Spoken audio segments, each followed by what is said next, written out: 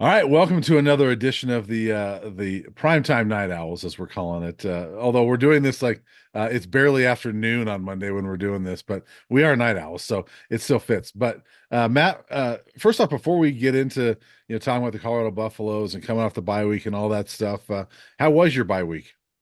My bye week was good. I needed it, I think, just as much as everybody else. I didn't think I did right away because sometimes when you're rolling, you're like, everything, life is good, just keep going. But Yeah. once you hit the pause button mid-season, it's nice to kind of take a breath. I wish they had this every year where you had two bye weeks. Although, to be Mhm. fair, there are some years, and there certainly have been many years, where two bye weeks would have only prolonged the struggle. So I Yeah. think it's nice that it happened to fall this year. And again, as we've talked about many times, if you take care of your business on the field, the schedule will take care of you with rest and everything. And that happened this week. I took advantage of it. Didn't put out a lot of content, and just kind of took it easy because we have a crazy stretch upcoming here. Yeah. Totally. And it's we don't know how crazy it's going to be, but it could be really crazy. Yeah. And it could be, not only the four games we have coming up, but there could be a Big 12 title game.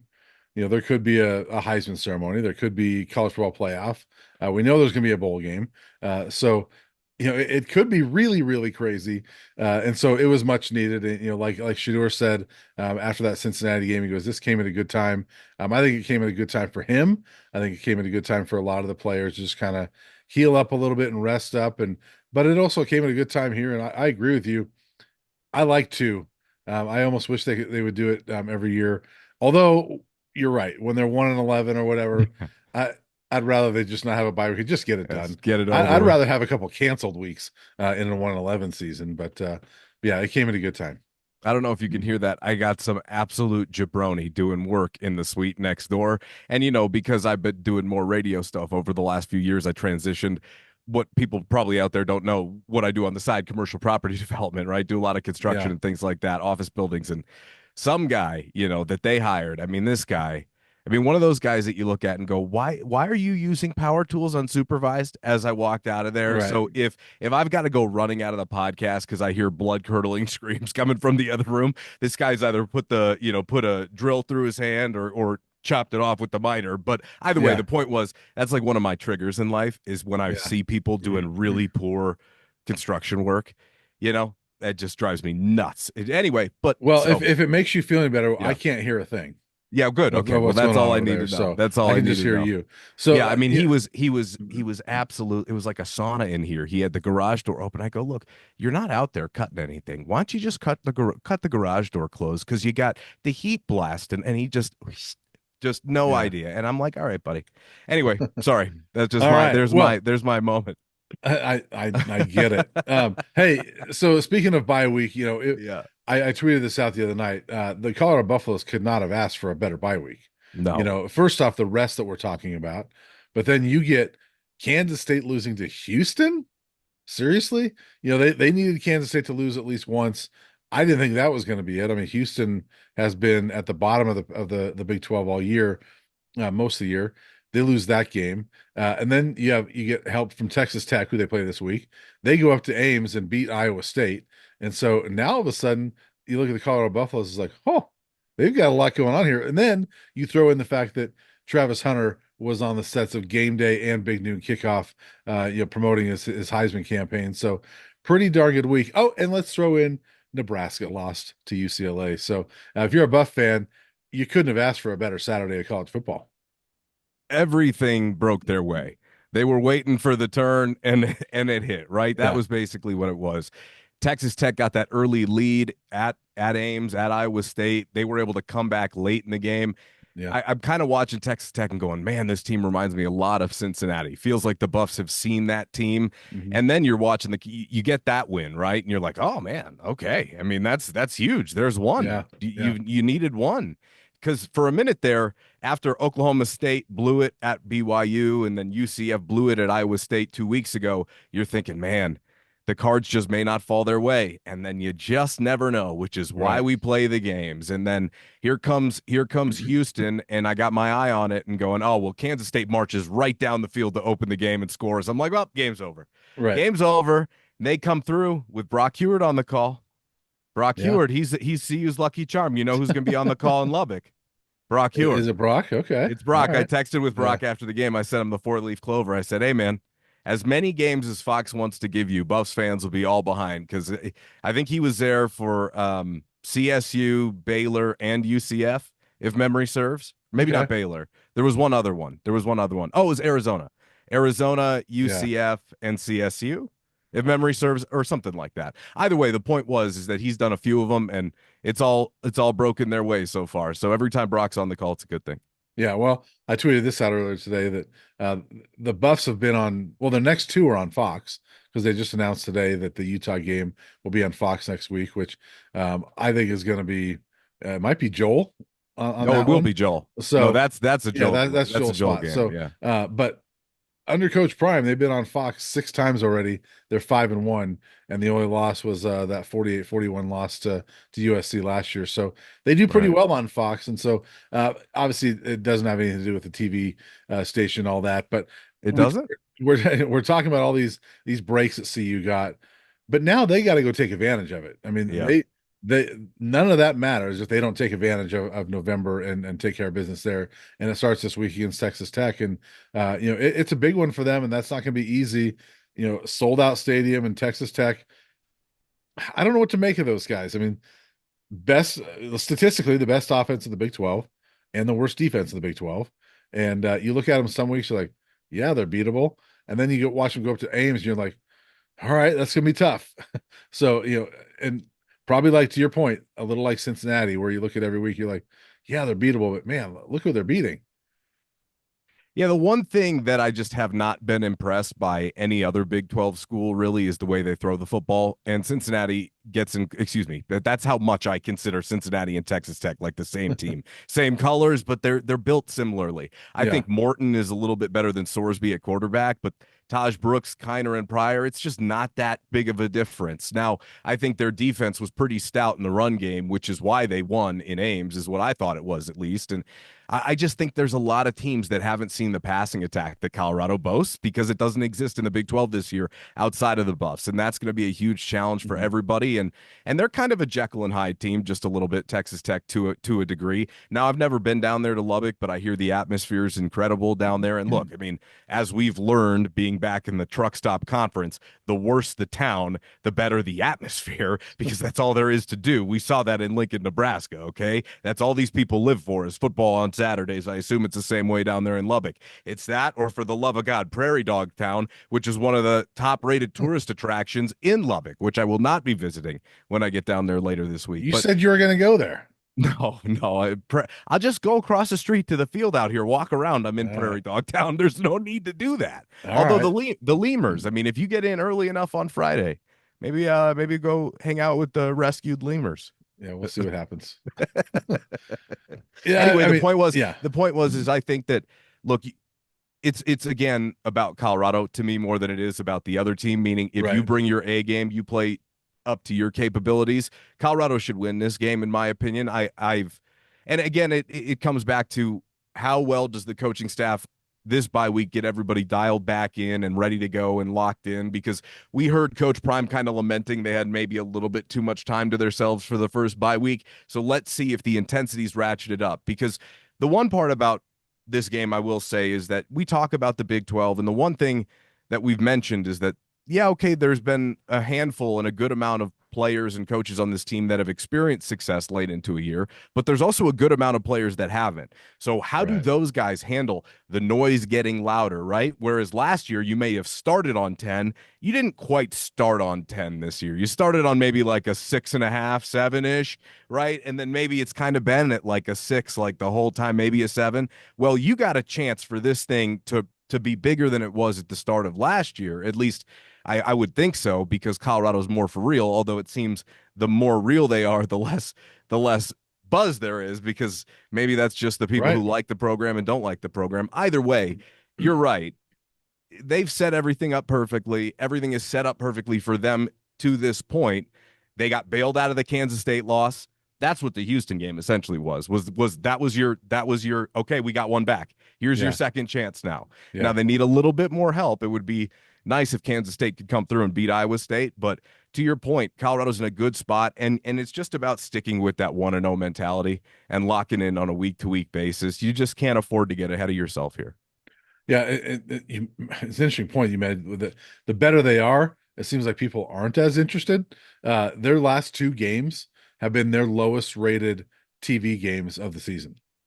As we're seeing, oh, they might be for real. That's their lowest two rated games, and there was only, I'm not counting the Pac-12 network games, but there was only one game non-Pac-12 network last year that was rated lower than the last two games. And so, yeah, it does seem like the more people see like, oh, they're just a really good football team, like, That's it's right. That's right. interesting. It's Yeah, well, you interesting, know what? I hope if that's the trend, if that's the direct correlation, I hope they all tune out because that means Colorado's great. Right, Honestly, I mean right. that's where I'm at here. So Yeah. it is a bizarre kind of notion and kind of gives more credence to Coach Prime's.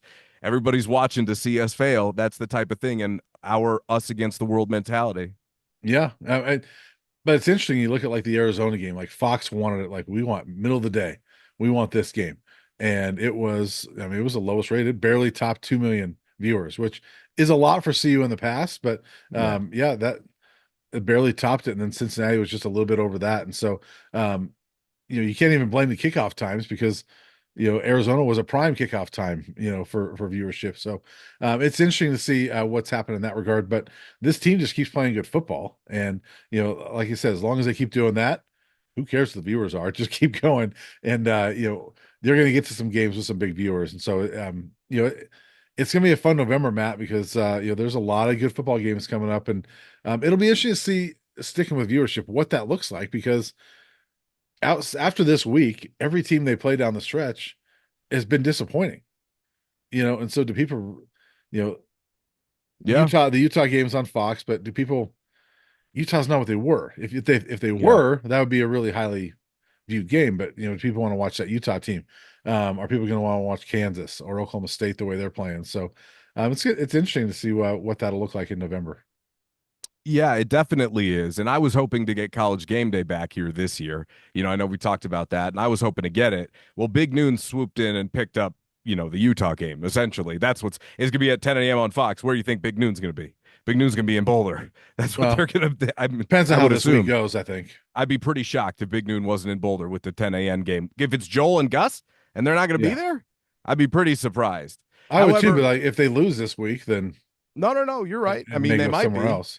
But that's why they picked it up. I mean, I think we Right, all realize that, right? right, Fox is like, hey, we want to be there because we know what it's going to be if they do right. win this week. And I think, again, we mentioned Cincinnati is probably the toughest game to that point left on their schedule. Texas Tech is still there and it's on the road. So I would say Texas Tech is right up there with that. Now, they were fresh off the whatever, almost 30-point loss to Baylor at home when we said that.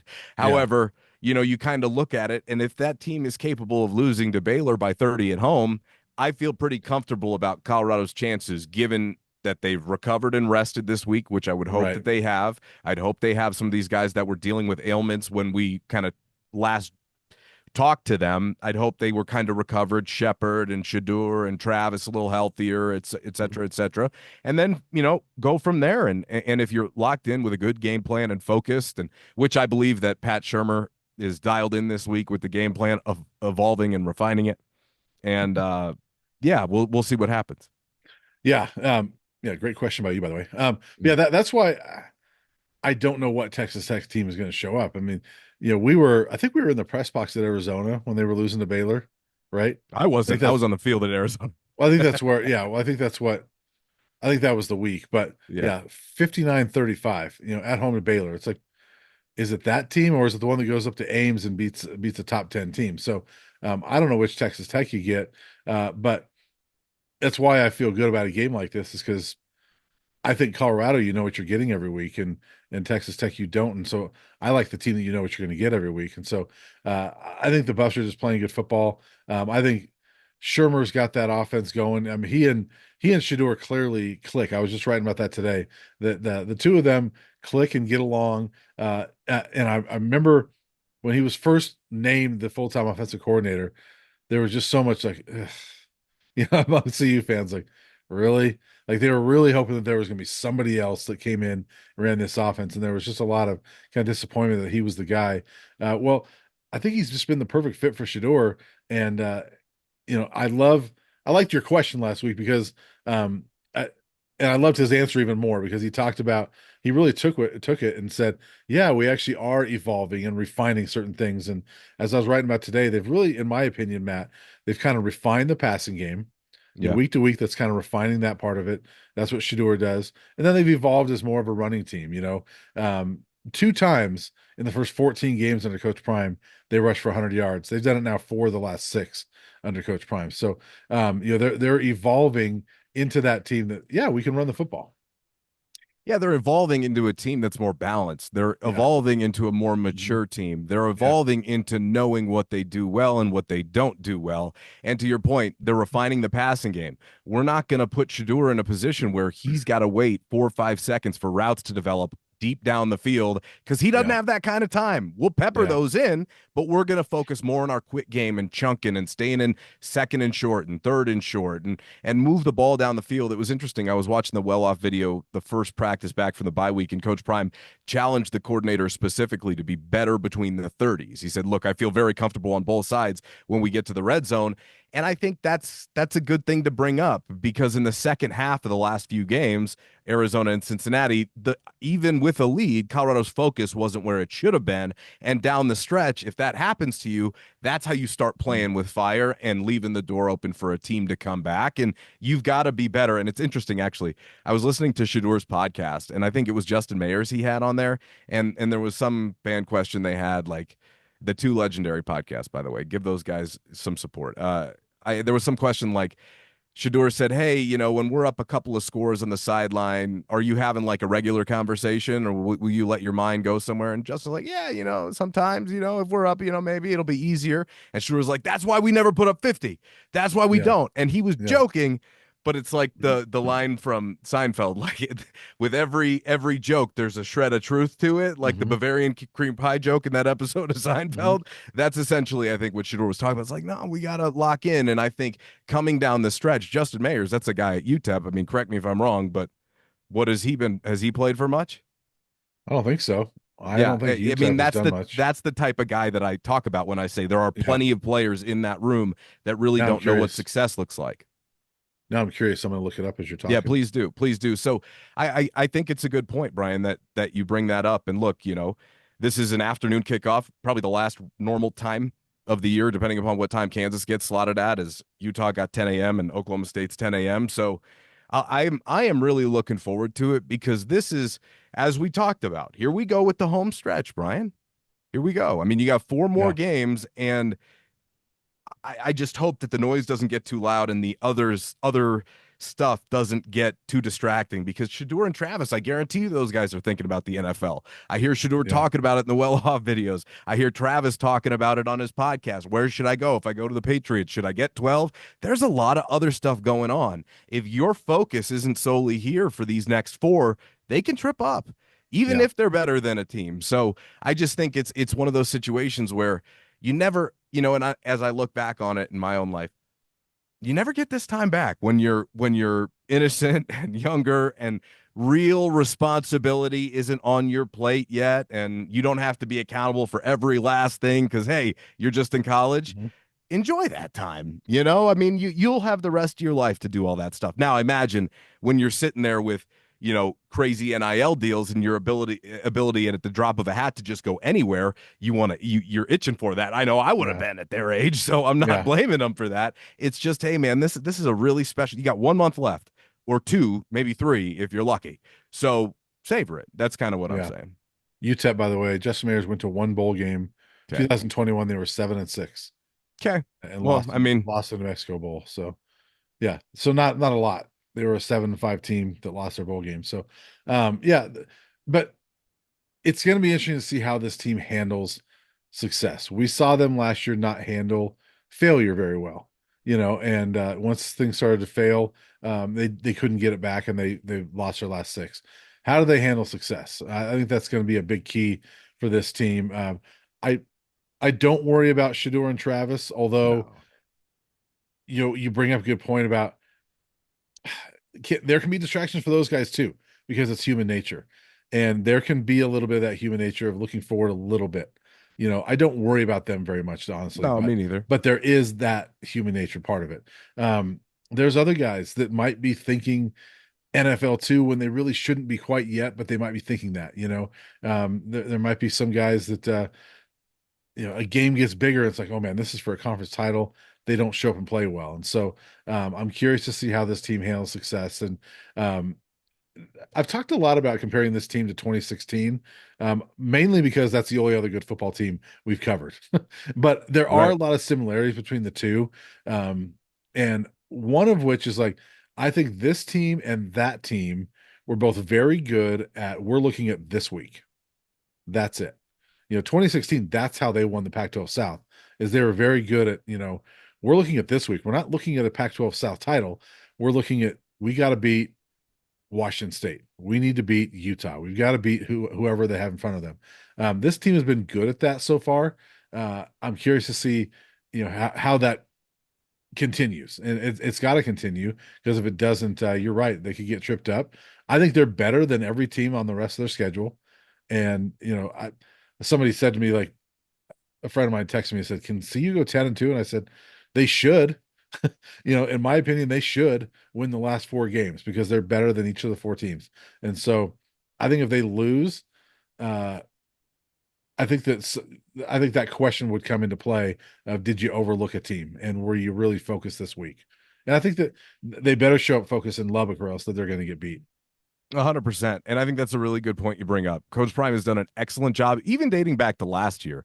They didn't Mhm. lose because they were ever looking ahead. I didn't think Right. so, right? I Right. mean, I think they do a really good job making it a week to week focus here, because if you don't handle business this week, none of the other stuff matters. So internally, the focus is going 1-0 every week. And they do a very good job with Yeah. individual focuses and making sure they don't get ahead of themselves. Here's the truth: they really haven't earned the right to get ahead of themselves. We're Right. getting ahead of ourselves in discussions, but they haven't. They've got Right. to go prove it still. And that's a good place to be in. You want to be there. You Yeah. want to have to prove something. What you don't want to do is be a Georgia who's kind of complacent playing teams you already know you're so much better than, then almost get tripped up against Right. Florida, and then eventually you wake up like, oh, stop messing around here, and we'll beat these guys, beat them by a Right. couple scores. Right. But I mean, obviously, there are benefits to that position too. The point is I think they are where they are right now. They're Mhm. 6-2, 4-1 in conference. They've proven that they should be taken seriously. That was the UCF and the Baylor stretch. They've proven over the last 3 weeks that they are firmly in the hunt for the Big 12 title. Now they got to prove that they can win it. Yeah. That's Yeah. the truth. If I break up the segments, that's how I break up the segments. The first few weeks were come to Jesus aha moments, Mhm. like, oh boy, we got to change how we do some things. And Yeah. then the next 3 weeks were basically like, let's go prove that we should be taken seriously and not Mhm. just Travis and Shador. The next 2 weeks were about proving that you deserve to be in the Big 12 title race. And Right. now these final four about proving you can go win it. Right. Because it's right there in front of you. And uh, speaking of the focus, Pat Shermer told us last week, he had a comment. He goes, I've heard a lot of noise about, or a lot of talk about the last four games. And I don't remember, I'm paraphrasing, Mm-hmm. but he basically said, we better focus on this one. We better focus on what we're doing right now and on Texas Tech. And Yeah, because it all um, go away. That's what he right. said, because it could all go He away. goes, it can all go away. Yep. And that's a veteran coach that's been through things like that. I bet you he's been through a situation where a team was like that. Well, 2021 Denver Broncos. right, maybe, but 7-6. Yeah. And when then they you fell off. Yeah. when you've coached 25 years, Yeah. you've had a team that was like that was high and mighty through 8 games or whatever, and thought they were really good, and then it collapsed. And we've seen it around here. 2018, was it? That Yeah. team was Yeah.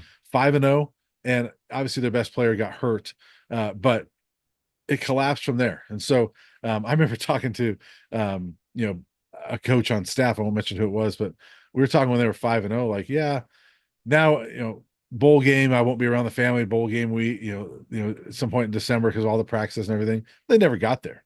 Mhm. And so there was a mentality from the staff on down that, yeah, I mean, it's just a given. We're going to a bowl game, things like that.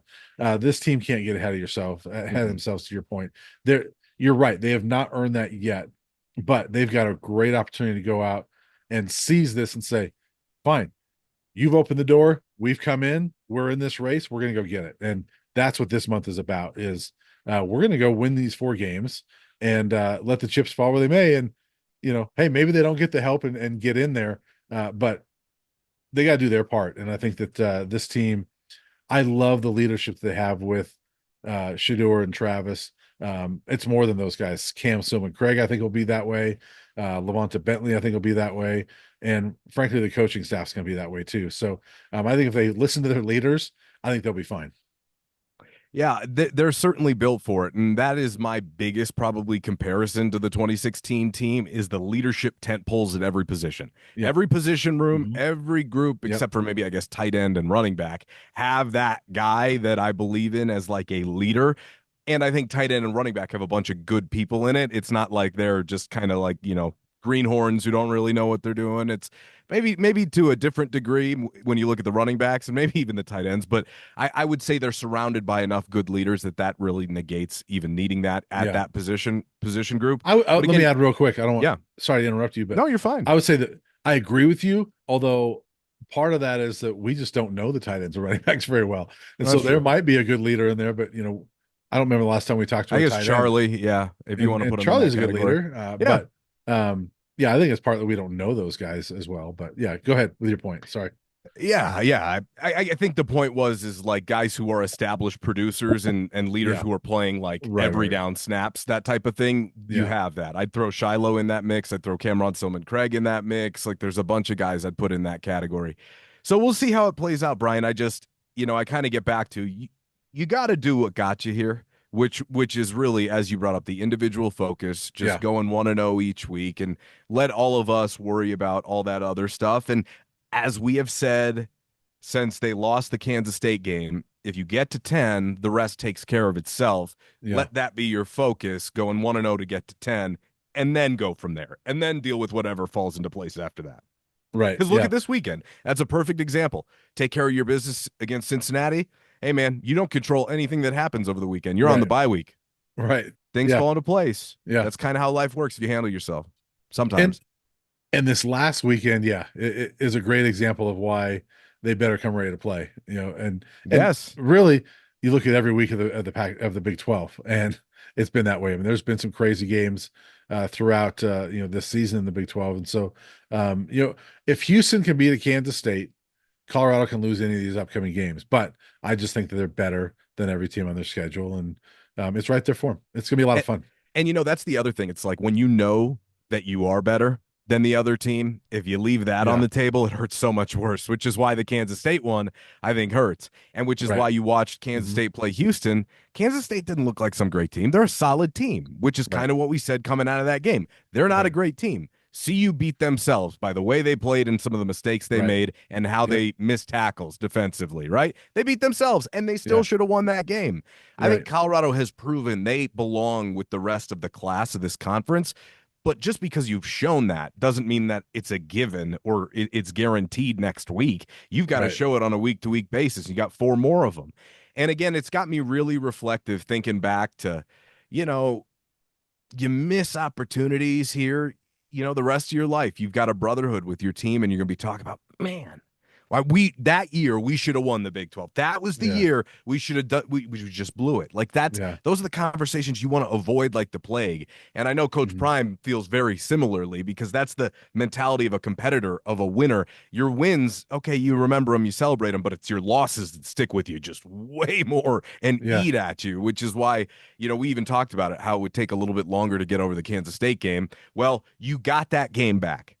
I think there's a great Yeah. line from Pete Rose. What was it? Second chances don't come by often. I'm not going to need a third. Yeah. That's kind of how I would envision or would describe the position they're in right now. Right. Yeah. And oh, by the way, Kansas State almost lost to Kansas the week before. 100%. So yeah, that was totally a game that you look back and say the Buffs, that was a missed opportunity, but you got it back. And so now you're sitting there ahead of Kansas State in the standings. And so take advantage of it. To that point that you just made, I mean, take advantage of it. The Buffs got the help they needed this last weekend. They needed a little bit more, but go do your part. And Yep. I think it starts this week. So, what's your prediction for this week? How do you think this one's going to go down in Lubbock? It's it obviously it's going to be a sold out game. It's an atmosphere I've never seen in person, so I'm curious to see it. But the Buffs went into the bounce house, and I Deflated it.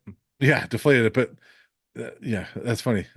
But they go into We'll the be bounce here house, for another right? 20 minutes, folks. Look, big noon kickoff was there. That was a huge recruiting weekend. They were undefeated. All this stuff going on, and CU goes in there and just smacks them around. Well, this week you're going down to Lubbock, sold out stadium. Big noon I like kickoff is this. there. They're riding high after a big win. There's an opportunity here to go in and ruin that. And so my point is that I don't worry about atmosphere anymore with this team because I think they learned a lot from Nebraska. I think that beat them as much as anything was the atmosphere, and they've learned from that. And I think I feel better about them going into this one. Yeah, I agree with you. They just haven't played in like a raucous atmosphere in a little while now. I Yeah, mean, Lincoln was that way, but UCF, they took the crowd out of it like that. Arizona, the crowd was out of it on the opening kickoff yeah, after the surprise onside kick. So I would just say they really haven't been like deep in the heart of a hostile environment. This right, is going to be the worst one they face the rest of the year. So you do have to be mentally prepared for it. I don't think it should wilt them, but it's something that you just have to, okay, I know what I'm expecting today. And I saw the coaches are doing so in the meetings. And again, to your point, I'm not concerned about that. Just yeah, something you have to prepare for. Look, this is a good Texas Tech team. Another one that's, I think they're Cincinnati, but better. That's kind of how I would describe them. Maybe they have yeah, some different pieces. The way they like to play is pretty similar. And Morton can make big throws. I mean, Morton can make. Now that being said, they don't have a ton of dynamic weapons on the outside. Like Xavier Henderson is a better player than anybody that they've got on the outside, at least Josh that I've Kelly. seen. Yeah, maybe, Yeah, maybe. I don't know. For me, I don't really worry about individual skill guys on the outside because Colorado's cornerback room is just right, ridiculous and their right. secondary in total. Hmm. I was thinking about this. Is it the best cornerback room in the country? I mean, I don't know that I've seen a better one. It's got to be up there. I mean, In totality, it yeah, might be. It might be up there because I was thinking like Michigan, like okay, they got Will Johnson, but then, and then, right, Alabama, Ohio State. I know Ohio State's got Caleb Downs back there, but I don't think those teams are. I mean, maybe there's a couple out there that Kansas was supposed to have a really good corner room with two NFL right. dudes, but Hmm. I don't think anybody in the country's got three NFL corners. Yeah, and they might have four. Yeah, maybe. I mean, we'll see how You Colton know, Hood develops. But look, I think the point is that I don't worry as much about that. It's again about the running game. yeah, And if Colorado plays to their capabilities, they haven't been let's see, Cincinnati. Yeah, they really haven't been tested outside of the Kansas State game in a while. Okay. So, Mm, I mean, tested. Cincinnati gave him a Cincinnati. test. Yeah, they gave him a yeah, they did. I wouldn't say it was a test. I'd say they gave him like a little pressure at the end. Anyway, the point was is I Yeah, think you could be in for a test here just because quality opponent, tougher road environment, and I yeah. know I feel like we say this every week, but it'll be a bit of a tighter game down the stretch. I'm looking more lower scoring coming out of the bye week. I'll probably go with like 28-24 Buffs. Ooh, interesting. That's much lower score than I thought you would say. Yeah. But I don't think Texas Tech, like the thing about Texas Tech, I don't think they really showed that their offense is going to be. I know they're the best I know they're the best offense in the Big 12.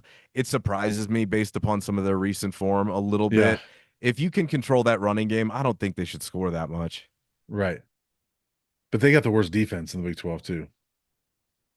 Hey I'll man, and if that's the yeah, case, okay.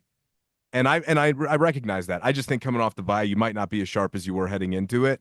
yeah, If that's the case, there's no reason Colorado shouldn't beat this team like they beat Arizona and like they right. beat UCF, which is exactly what I felt like when I watched the Texas Tech Iowa State game.